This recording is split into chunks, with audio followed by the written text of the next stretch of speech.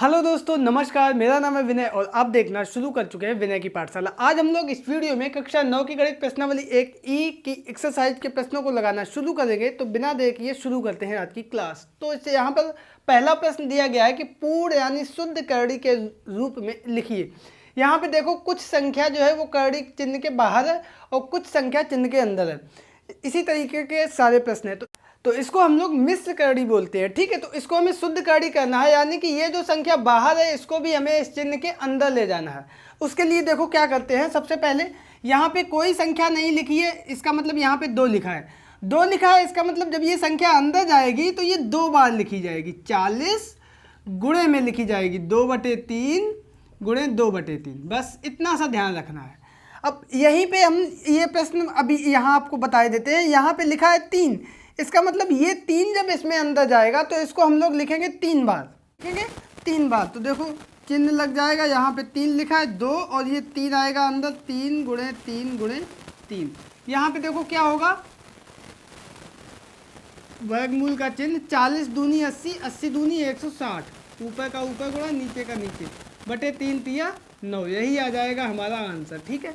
दूसरा यहाँ पे देखो 3/4, यहाँ पे भी कुछ नहीं है, इसका मतलब 2 का चिन्ह है। इसका मतलब अंदर जब जाएगा तो इसका 2 बार गुणा होगा।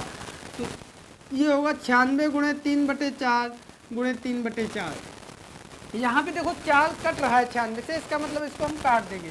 तो 4 दूनी 8, 1 4 चौको 16, 24, 4 छंग 24, कितना बचा 6। तो ये ऊपर आया 6 गुणे 3 गुणे 3, नीचे सब खत्म हो गया। 3 तिया 9, 9 छक्का 54। तो ये आ गया वर्गमूल का चिन्ह 54 और ये हमारी शुद्ध करड़ी हो गई, क्योंकि बाहर कोई भी संख्या विदाउट करड़ी में नहीं है। यहाँ पे तीसरा देखो हमने कर ही दिया था इतना। तो 3 तिया 9 तिया 27, 27 दूनी 54 और ये 3 का चिन्ह रहेगा। यही हमारा आ जाएगा आंसर। ठीक है। चौथा है 5√2। तो यहाँ पे भी देखो कुछ नहीं है, इसका मतलब ये 2 है। तो इसका मतलब ये 5 जब अंदर जाएगा तो 2 बार लिखा जाएगा। 2 गुणे 5 गुणे 5। तो 5 पंचे 25 दूनी 50 और वर्गमूल का चिन्ह। यही हमारा आ गया आंसर। तो बच्चों ये था प्रश्न नंबर 1, जिसमें हमने मिश्र करड़ी को शुद्ध करड़ी के रूप में लिखा। अब हम लोग दूसरे प्रश्न को देखते हैं। तो बच्चों यहाँ पर हमारा दूसरा प्रश्न है, वही शुद्ध करड़ी के रूप में लिखना है। तो वही काम बहुत आसान है। यहाँ पे कुछ नहीं, इसका मतलब 2 है, इसका मतलब इसका अंदर गुणा होगा तो ये 2 बार होगा, यानी वर्गमूल का चिन्ह 32 गुणे 2/3 गुणे 2/3। और ये चिन्ह जो है इधर तक जाएगा। अब ये देखो कट रहा है, इससे नहीं कट रहा है, तो सीधा सा इसको 32 दूनी 64, 64 दूनी 128। तो ये हो जाएगा 128/3 तिया 9 और यही आ जाएगा हमारा आंसर। ठीक है। इसी प्रकार से दूसरा यहाँ पे देखो संख्या लिखी है 4। कितना लिखा है 4, इसका मतलब 3 का गुणा जब अंदर होगा तो 4 बार होगा। तो ये हम लिखेंगे वर्गमूल का चिन्ह 5 और ये 4 था तो 3 का गुणा 4 बार। 3 गुणे 3 गुणे 3 गुणे 3, 3 तिया 9 तिया 27, 27 तिया 81, 81 पंचे 5 एकम 5, 8 पंचे 40, 405 और ये वर्गमूल का चिन्ह। यही आ गया आंसर। ठीक है ना आसान। अब देखो यहाँ पे कुछ नहीं लिखा है, 2 होगा, इसका मतलब अंदर जाएगा 2 बार गुणा होगा। तो 8 गुणे 3/4 गुणे 3/4। तो ये 4 दूनी 8, 2 दूनी 4, ऊपर बचा है 3 गुणे 3 और बटे में है 2। तो वर्गमूल का चिन्ह 3 तिया 9/2। यही आ गया हमारा आंसर।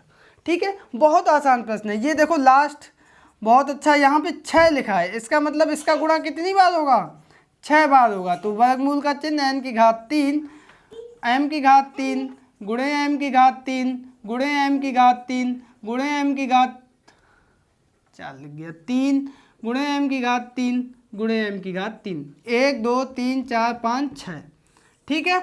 अब देखो यहाँ पे क्या होता है, गुणे में घातें जुड़ती हैं और भाग में घातें घटती हैं। तो यहाँ पे देखो n था n की घात 3, लेकिन आधार समान होना चाहिए। n की घात m से नहीं जुड़ेगी, n की n के साथ रहेगी, m की m के साथ रहेगी, गुणे m। अब 3 और 3 6, 3 9, 3 चौको 12, 3 पच्चे 15, 3 छंग 18, m की घात 18 और यही आ जाएगा हमारा आंसर। तो ये था प्रश्न नंबर 2। आई होप आप लोग इसको भी बहुत अच्छे से समझे होंगे। और अब देखते हैं प्रश्न नंबर 3। तो यहाँ पे हमारा तीसरा प्रश्न दिया गया है, उसमें भी शुद्ध करड़ी के रूप में हमें लिखना है मिश्र करड़ी को, और इसमें बीजी व्यंजक भी आए हुए हैं। तो देखो बहुत आसान प्रश्न है, इसको भी उसी तरीके से करेंगे। यहाँ पे कुछ नहीं लिखा है, इसका मतलब 2, तो x का अंदर गुणा होगा 2 बार, यानी कि इसको हम लिखेंगे x माइनस बाई गुणे एक्स गुणे एक्स। तो इसको हम लोग लिख सकते हैं वर्गमूल का चिन्ह x की घात 2 इंटू एक्स माइनस बाई। ये भी आंसर हो सकता है, ज़्यादा चाहो तो इसको अंदर गुणा कर दो इसका। तो ये हो जाएगा x की घात 2 का x में x की घात 3 माइनस x की घात 2 बाई। ये इसका आ गया आंसर। ठीक है, दूसरा देखो 5 का ये वर्गमूल के अंदर लिखा है 1.62, यहाँ भी कुछ नहीं, इसका मतलब 2, तो 5 का अंदर गुणा होगा 2 बार, तो ये आएगा 1.62 गुणे 5 गुणे 5। तो ये हो जाएगा, इसमें गुणा करो, 5 दूनी 10 की शून्य, हासिल लगा 1, 5 छक्का 30 हो जाए 31, हासिल लगा 3, 5 एकम 5 3 8 गुणे 5। फिर से 5 का गुणा कर दो, तो ये 5 का शून्य में हुआ शून्य, 5 एकम 5 8 पंचे 40, तो ये आ जाएगा 40.5, यही आ जाएगा आंसर। ठीक है, समझ गए आप लोग। आगे देखते हैं, ये x प्लस बाई और ये वर्गमूल के चिन्ह के अंदर है x माइनस बाई, इसका मतलब इसका गुणा अंदर होगा तो भी 2 बार होगा। तो ये x माइनस बाई पहले से ही है, x प्लस बाई और x प्लस बाई, एक तो यही आंसर हो सकता है। ठीक है, ज़्यादा चाहो तो इसको हम लोग लिख सकते हैं वर्गमूल का चिन्ह x माइनस बाई और x प्लस बाई की पावर 2। ठीक है, लास्ट में एक है p की घात 4 वर्गमूल q। यहाँ पे भी देखो कुछ नहीं लिखा है, इसका मतलब 2 है, इसका मतलब इसका गुणा अंदर होगा 2 बार, तो q और p की घात 4 गुणे और फिर से p की घात 4। तो ये देखो क्या आ जाएगा, वर्गमूल q और p की घात गुणा में घातें जुड़ जाती हैं, p की घात 4 और 4 8, तो यही आंसर आ जाएगा q p की घात 8। और इसी के साथ ये प्रश्न नंबर 3 हमारा कंप्लीट होता है। आई होप कि आप लोग इसको समझ गए होंगे। होमवर्क के लिए प्रश्न ले लीजिए। तो पहला प्रश्न दिया गया है 2 और ये घनमूल 3/8, और दूसरा प्रश्न यहाँ पे लिख रहे हैं कि p/q और ये 3 गुणे r/5।